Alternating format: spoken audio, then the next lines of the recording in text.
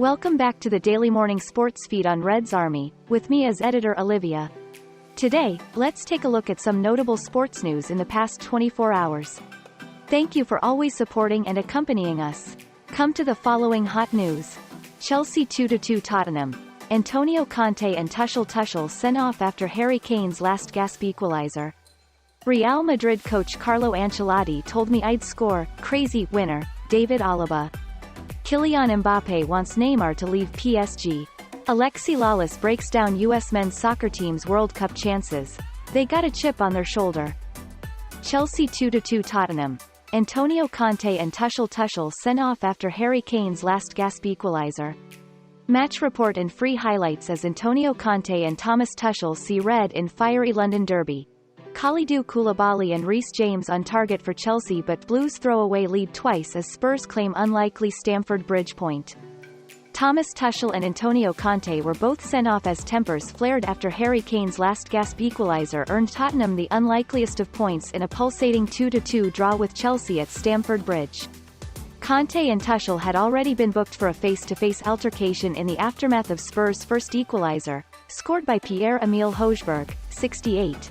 But came to blows after Kane had risen unmarked to head below par Spurs level for the second time in the 96th minute. Real Madrid coach Carlo Ancelotti told me I'd score, crazy, winner, David Alaba. David Alaba said Carlo Ancelotti told him he'd score a free kick winner for Real Madrid, moments before stepping onto the pitch to dispatch the set piece that gave the La Liga champions a 2-1 win at Almeria in their first game of the season. Madrid went behind to an early goal from forward Largi Ramazani at the Powerhorse Stadium on Sunday before Lucas Vázquez equalized after an hour. When the visitors were awarded a free kick in a dangerous position in the 74th minute, Ancelotti sent on set-piece specialist Alaba to score with his first touch, curling in off the crossbar to give Madrid all 3 points. Before I came on, Ancelotti told me to take the free kick because I was going to score, Alaba told Movistar. After the goal he said to me, "See, I told you."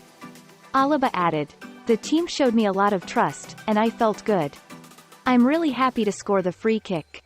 It's crazy." Coach Ancelotti looked to share the credit for the decision in his post-match news conference, saying his son and assistant Davide Ancelotti was responsible. "At first Karim, Benzema, or Toni Kroos were going to take it," Ancelotti said. "But from that position Alaba shoots well. Davide said to me, 'Give it to Alaba.' It wasn't easy to say no to Karim or Toni. But he shot and scored." The win saw Madrid gain an early advantage over rivals Barcelona on matchday 1 after Xavi's team were held to a 0-0 draw at home by Rayo Vallecano a day earlier. "We wanted to come here and start the season with a win and we're very glad to achieve that," Alaba said. "We had some problems in the first half, but came back stronger in the second half. We want to keep going this season. What happened last season was last season, we're looking forward and we're really motivated." Ancelotti admitted that the team's first-half performance had been disappointing, after he made 5 changes to the side that won the UEFA Super Cup against Eintracht Frankfurt on Wednesday, including starts for Eduardo Camavinga and debutant Aurelien Tchouameni in midfield. "The youngsters didn't play how they usually play," Ancelotti said. "I see them every day in training. Today's game, emotionally, they paid for it a bit. They didn't do anything wrong but they can do much better." Kylian Mbappé wants Neymar to leave PSG. Romain Molina reports this afternoon that Kylian Mbappé has been asking the Paris Saint-Germain management for Neymar to be sold.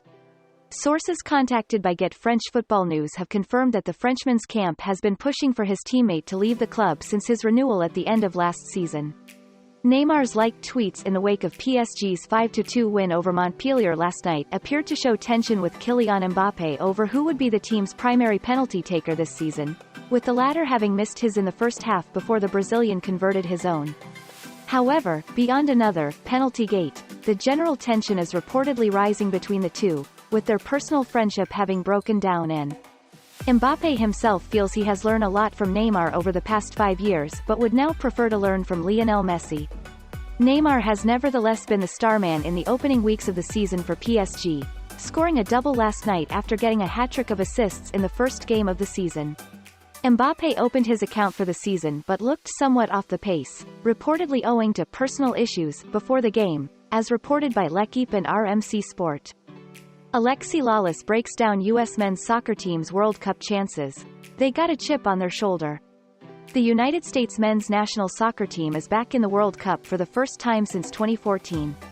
The Americans are set to bring a group of young, upstart talent to Qatar in hopes they make some sort of impact to show just how far U.S. men's soccer has come in the last 8 years. Players like Christian Pulisic, Weston McKennie, Brendan Aronson and Matt Turner are among those who highlight the current squad. By the time the World Cup starts in November, only 2 players will be over 30 years old.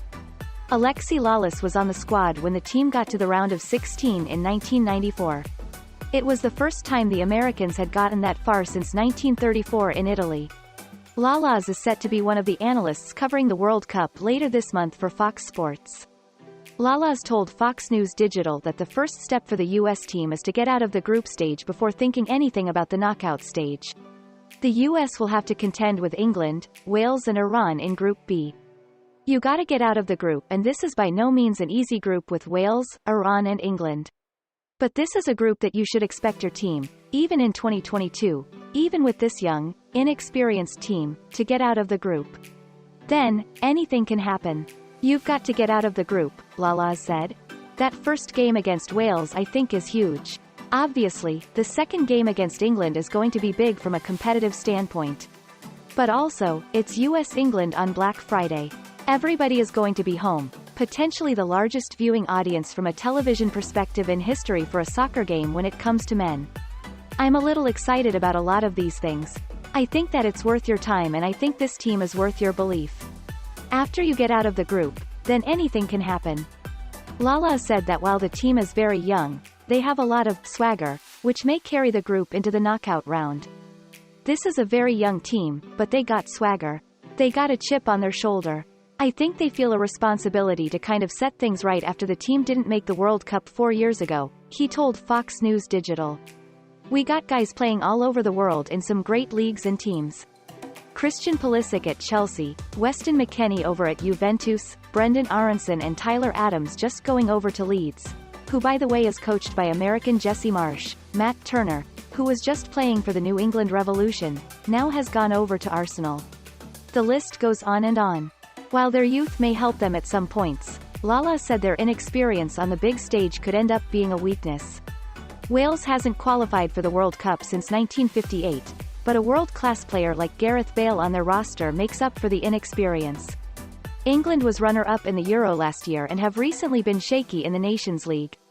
Iran got huge wins earlier in the year over Lebanon, UAE and Iraq to propel them into the World Cup. Iran has made the last 2 World Cups, but failed to get out of the group stage. I guess a weakness would be the inexperience, Lalas said of the Americans. You're going to have a lot of players, most of them, that are playing in their very first World Cup. There's a chance that every Singe player when we step on the field against Wales in that first game there's going to be a player that's never been to a World Cup. So, yes, there is some inexperience. There's also the arrogance of youth, which at times can be a positive and at times it can be negative. I guarantee you, at some point, they're going to do something stupid. That's what we do when we're young, right? You just hope that it's not too much. But also there are going to be moments where they're not going to give a crap about what people say or what's written or how much money people make or what kind or how famous they are on the other side. They're gonna go and say, this is my time and I'm going to take it. And I love that about this team.